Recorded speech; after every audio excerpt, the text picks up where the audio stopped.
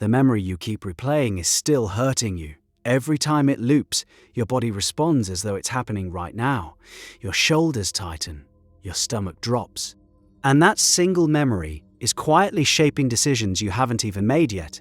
By the end of this, you'll understand how to reach back into those moments and rewrite them at the root, so they stop writing your future. Neville Goddard called this technique revision. The practice is deceptively simple.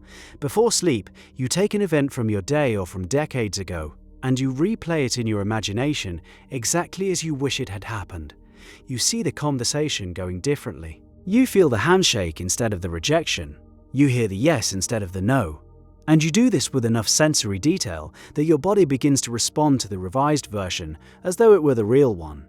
Most people hear that and think it sounds like denial, like fantasy, like covering your eyes and pretending the bruise doesn't exist. That reaction makes sense. You were taught that the past is concrete, fixed, done, a fact you must accept and move on from. But moving on rarely works the way you think it does. You carry the event forward in your nervous system, in your assumptions about what you deserve, in the flinch you feel every time a situation even vaguely resembles the original wound. So what does revision actually target? The emotional charge, the meaning you assign to the event, the story that calcified around it and became part of your operating system. Think about a moment that still stings when you recall it. Maybe someone dismissed you publicly. Maybe you trusted someone and they proved you wrong. Now notice something. The facts of what happened occupy maybe 10% of the pain. The rest is interpretation. The narrative you built, I'm the kind of person this happens to. I should have known better. People like me don't get to have that. Those sentences are running in the background of your life like software you forgot you installed. Revision goes after the installation itself. Here's where it gets precise. When you revise a memory before sleep, you're working in the hypnagogic state, that drowsy threshold between waking and sleeping where your subconscious mind is most receptive. Goddard was specific about this timing.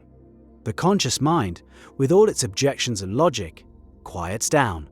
The revised scene slips past the guard at the gate, and your deeper mind, the part that actually governs your reactions, your self-image, your assumptions about reality, begins to absorb the new version.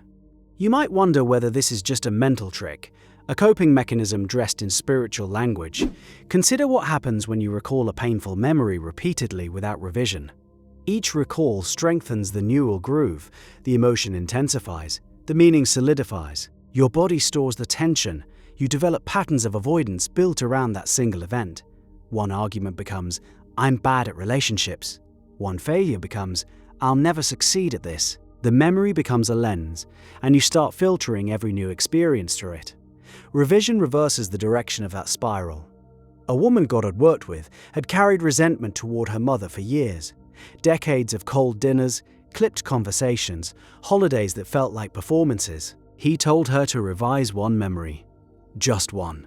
She chose a childhood moment where her mother had dismissed something she'd made at school. In her imagination, she replayed the scene with her mother smiling, holding the project up, saying she was proud. She did this every night for a week. She didn't call her mother during that week. She didn't try to fix the relationship through conversation or confrontation. She revised the inner scene, and within days her mother called her, unprompted. And for the first time in years, the conversation felt warm, easy. The woman hadn't changed her mother, she had changed the assumption she was carrying about her mother, and the outer world reorganized around the new inner state. You can dismiss that as coincidence, or you can test it yourself. The practice asks something uncomfortable of you though. It asks you to stop being loyal to your wounds. That loyalty runs deep. Part of you believes that holding on to the pain is honest. That revising it would be a betrayal of what really happened. That you'd be letting someone off the hook who doesn't deserve it. This is the hardest threshold in the entire practice, because revision feels, at first, like lying to yourself. But examine the alternative. You keep the original memory intact, you replay it faithfully, you honor every detail of the hurt. And what does that loyalty buy you? More of the same pattern, the same flinch, the same assumption, the same relationships that confirm what you already believe about yourself. Your faithfulness to the wound becomes faithfulness to the pattern the wound created. That's the cost most people never calculate.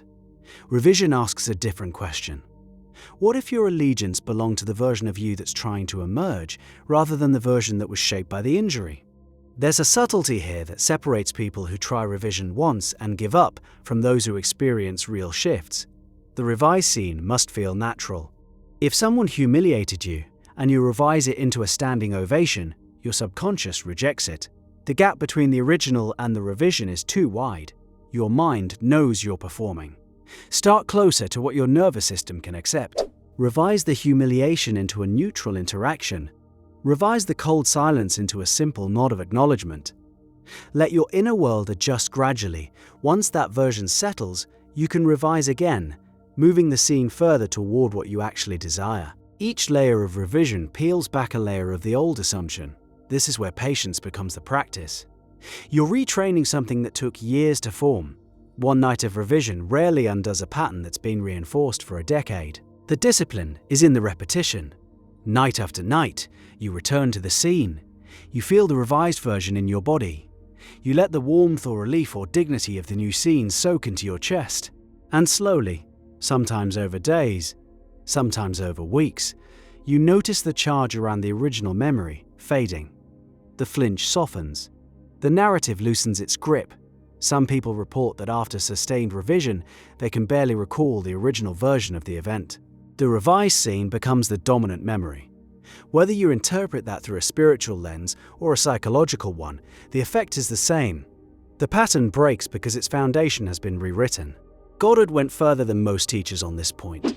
He taught that the outer world is a mirror of inner assumptions, and revision is the most direct way to clean the mirror. Every unrevised painful memory is an assumption still active in your consciousness. The world does this to me. Love looks like this. I always end up here. Revise the memory, and you revise the assumption. Revise the assumption and the reflection changes. You can start tonight. Pick one memory, just one. Something recent works best if you're new to this. An awkward conversation, a moment of self-doubt, a small rejection. Lie down, close your eyes, let yourself drift towards sleep. Then replay the scene, but change the ending. Change the tone of voice. Change what was said. Feel the revised version as vividly as you can. The warmth in your chest, the ease in your shoulders, the quiet confidence that the moment went well. Do this for 7 nights with the same scene. Watch what shifts in your mood, in your reactions, in the way similar situations begin to unfold differently. The evidence will be personal, specific to your life, and far more convincing than anything anyone else can tell you. The memories you carry are still active, still shaping your choices, your posture, your expectations. Every unrevised scene is a vote for the old pattern continuing. But you have something most people forget they possess, the ability to enter any moment of your past and plant a different seed. The harvest changes when the seed does. Your past is still growing things in your present. Choose what it grows.